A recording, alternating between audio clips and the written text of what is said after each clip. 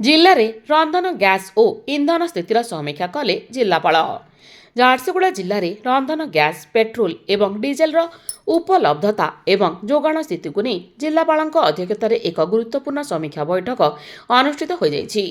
ରାଜ୍ୟ ମୁଖ୍ୟ ଶାସନ ସଚିବ ଅନୁ ଗର୍ଗଙ୍କ ସହ ଭିଡିଓ କନଫରେନ୍ସିଂ ମାଧ୍ୟମରେ ହୋଇଥିବା ଆଲୋଚନା ପରେ ଜିଲ୍ଲାପାଳ ଜିଲ୍ଲାର ସମସ୍ତ ବରିଷ୍ଠ ଅଧିକାରୀ ଓ ତୈଳ କମ୍ପାନୀର ପ୍ରତିନିଧିମାନଙ୍କ ସହ ଆଭାସୀ ମାଧ୍ୟମରେ ଆଲୋଚନା କରିଥିଲେ।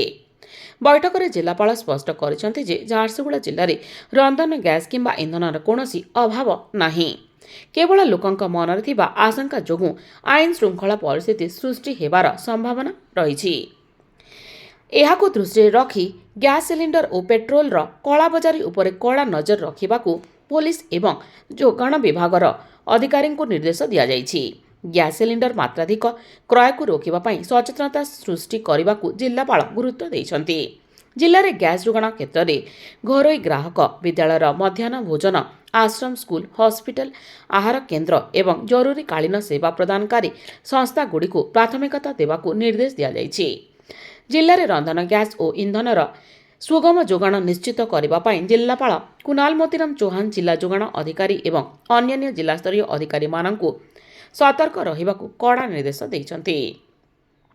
ବଜାରରେ କୃତ୍ରିମ ଅଭାବ ସୃଷ୍ଟି କରିବା ପାଇଁ ହେଉଥିବା ବେଆଇନ ମହଜୁଦ ଏବଂ କଳା ବଜାରୀକୁ ରୋକିବା ପାଇଁ ନିୟମିତ ଚଢ଼ାଉ କରିବାକୁ ସେ କହିଛନ୍ତି।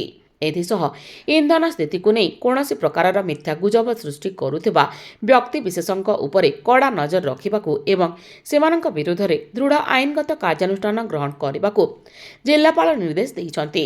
ଜନସାଧାରଣ ଯେପରି କୌଣସି ଅସୁବିଧାର ସମ୍ମୁଖୀନ ନ ହୁଅନ୍ତି ତାହା ନିଶ୍ଚିତ କରିବାକୁ ପ୍ରଶାସନ ପକ୍ଷରୁ ସମସ୍ତ ଅଧିକାରୀଙ୍କୁ ହାଇ ଆଲର୍ଟରେ ରଖାଯାଇଛି।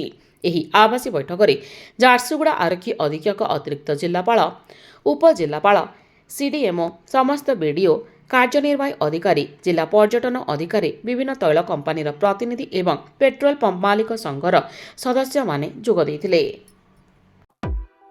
ନୂଆ ବର୍ଷ ସଜବାଜ ସବୁଆଡ଼େ ନୂଆ ଜିନିଷ ଘିନବାର ବିକବାର ଆରମ୍ଭ ହେଇଗଲାନ। ସେ ଭିତରେ ସବୁଠୁ ଅଧିକା ବ୍ୟବହାର ହେଉଥିବା ଜିନିଷ ଆମର ମୋବାଇଲ ଫୋନ, ତାର କଭର।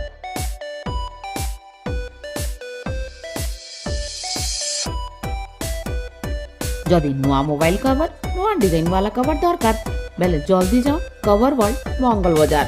সবু প্রকারর কভার মিলুছে সেন।